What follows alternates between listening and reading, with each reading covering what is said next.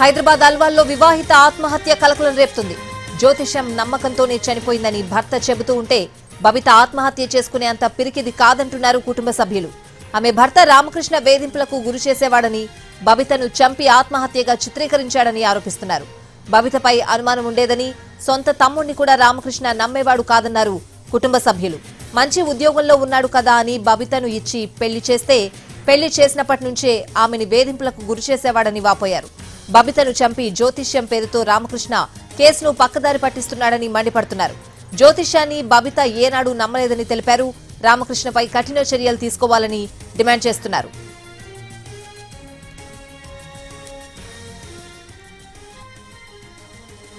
హైదరాబాద్ అల్వాల్లో వివాహిత ఆత్మహత్య కలకలం రేపుతోంది. బబితను చంపి జ్యోతిష్యం పేరుతో రామకృష్ణ కేసును పక్కదారి పట్టిస్తున్నాడని కుటుంబ సభ్యులు ఆరోపిస్తున్నారు. జ్యోతిష్యాన్ని బబిత ఏనాడు నమ్మలేదని అంటున్నారు. మరిన్ని వివరాలు మా ప్రతినిధి రాధాకృష్ణ అందిస్తారు.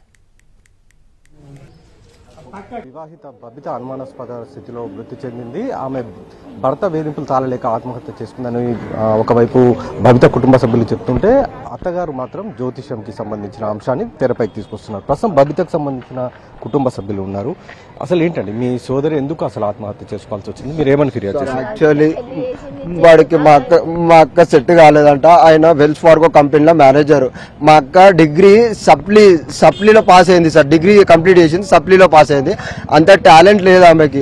వాడికి ఇష్టం, నువ్వు నాకు ఎడ్డి దానికి దొరికినావు, నాకు ఏం తెలియదు, నీకు నువ్వు నాకు వద్దు ఊ అంటే బ్లాక్ మెయిల్ చేస్తాడు సార్. ఊ అంటే మీ ఇంటి మా గొడవ చేస్తాడు.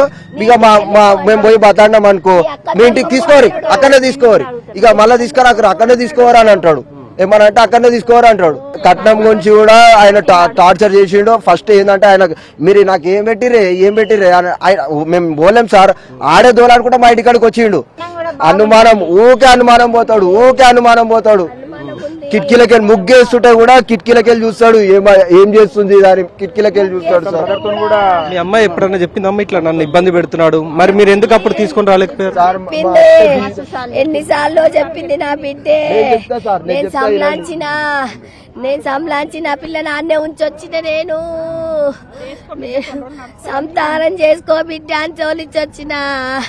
అమ్మా నా అక్క జీవితం ఖరాబ్ అవుతుంది, సంలాంచి రాపో మమ్మీ అని మా అక్కను పంపించిన, మా అమ్మని పంపించిన మా అక్క దగ్గరికి. పంపిస్తే వాడు ఏం చేసిండు తెలుసా సార్, మా అమ్మ ముందే మా అక్క జుట్టు పట్టుకొని తన్నిండు, కడుపులో తన్నిండు సార్. మా చెల్లెలండి చాలా అమాయకురాలు, భయం చాలా. ఆమెకు అంత అధికారం లేదు, ఊరేసుకున్నంత లేదు ఆమెకు లేదు. ఆమెకు సార్ ఆ ఇంట్లో ఎవ్వలేడు, మొగోడు తప్ప ఎవ్వరు లేడు. సంపేషన్ బయటకు వెళ్ళిపోయిండు వాడు. వాళ్ళ ఇంట్లో మొత్తం గేమ్ ఆడిళ్ళు, ఆత్మహత్య చేసుకున్నారని. మరిదికి అన్నం పెడితే అనుమానం పడతారు ఎవడన్నా, వాని మీద కూడా అనుమానం పడ్డాడు. ఉస్కు ఖానా కైకులాగా ఎత్తుకు అన్నాడు వాడు. చాలా అనుమానం. ముగ్గేస్తే ఏం చేస్తున్నా పెళ్ళం, మళ్ళా అదేది డోర్ ఇండో తీస్తే ఎవడుండని ఇండో తీసినావు, ఇలాంటి అనుమానం చాలా. ఈ జ్యోతిష్యం అనేది ఇప్పుడు ఎందుకు వాళ్ళు చెప్తున్నారు? జ్యోతిష్యం ఎందుకు అసలు ఇదంతా వాళ్ళు క్రియేట్ చేసిరు, ఇది సృష్టించారు. ఇది వాడు తప్పించుకోవడానికి ఇది అంతా ఇట్లా క్రియేట్ చేసిండు వాడు. ఇది జ్యోతిష్యం అని. మీ సిస్టర్ ఎప్పుడు కూడా అలాంటి చూసేది సార్. ఇంకో యాక్చువల్లీ ఇది మా అక్కకి లేదు ఇది మా అక్కకి వాడు మెంటల్ గా నమ్మకమే లేదు సార్. యాక్చువల్లీ చెప్పాలంటే జ్యోతిష్యం మీద నమ్మకమే లేదు.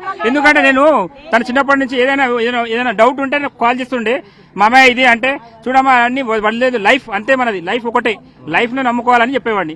అదే ఫాలో అవుతారు. ఈ జ్యోతిష్యాలు ఇవన్నీ తనకు అసలు చెప్పాలంటే.